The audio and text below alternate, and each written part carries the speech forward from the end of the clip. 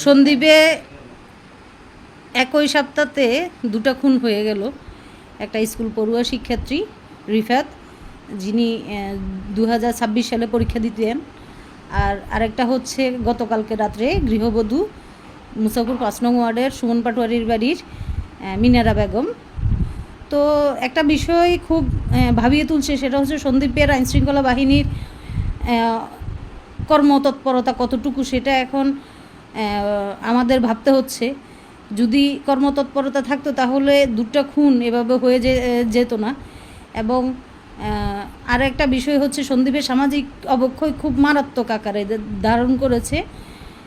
এই সামাজিক অবক্ষয়ের কারণে এখন সন্দ্বীপ আগে ছিল একটা শান্তিপ্রিয় দ্বীপ, এখন সেটা দিন দিন অস্থিতিশীল হচ্ছে।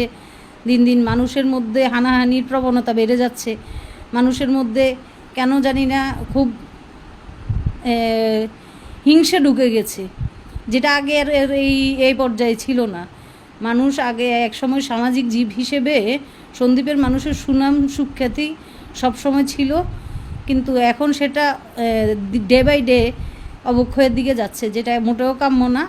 সামাজিক জীব হিসেবে, রাজনৈতিক মানুষ হিসেবে সন্দ্বীপের ভাগ্য নির্ধারণ করবে যারা, তাদেরকে অবশ্যই এসব বিষয়গুলো নিয়ে কাজ করতে হবে। সন্দ্বীপ প্রশাসন